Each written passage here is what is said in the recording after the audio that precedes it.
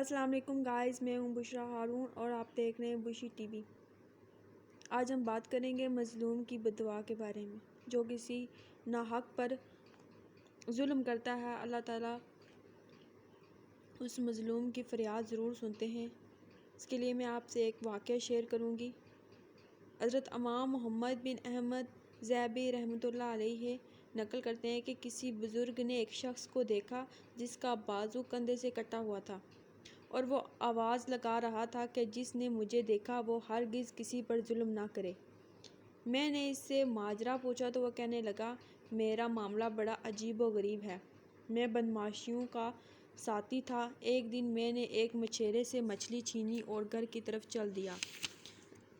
راستے میں مچھلی نے میرا انگوٹھا چبا ڈالا۔ جیسے تیسے میں گھر پہنچا اور مچھلی کو ایک طرف ڈال دیا۔ انگوٹھے کے درد اور تکلیف کی وجہ سے میں ساری رات سو نہ سکا۔ صبح ہوئی تو میں طبیب کے پاس گیا اور اسے اپنا سوجا ہوا زخمی ہاتھ دکھایا۔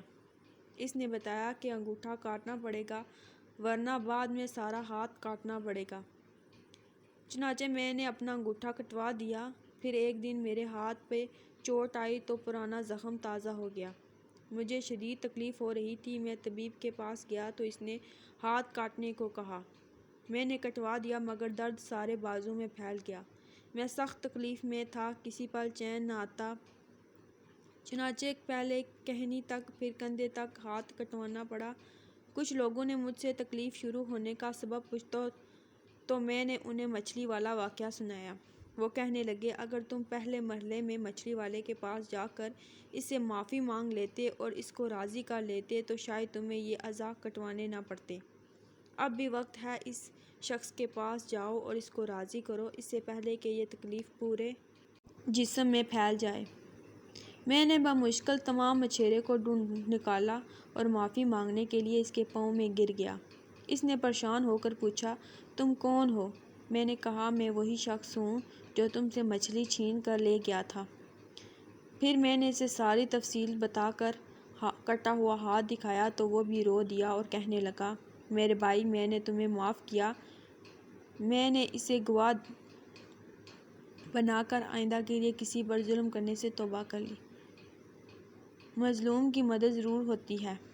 سرکار عالم صلی اللہ علیہ وآلہ وسلم نے ارشاد فرمایا، اللہ مظلوم سے فرماتا ہے، مجھے اپنی عزت کی قسم، بے شک میں ضرور تیری مدد کروں گا اگرچہ کچھ دیر کے بعد۔ مظلوم کی بد دعا مقبول ہے۔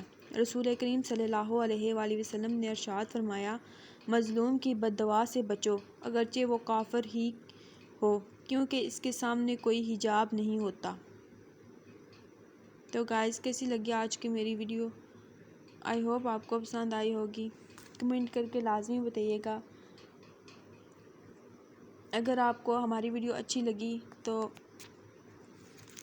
ہمارے چینل کو سبسکرائب کریں اور بیل آئیکن کو ضرور دبائیں تاکہ ہماری ہر آنے والی نئی ویڈیو آپ تک سب سے پہلے پہنچے۔ Thank you.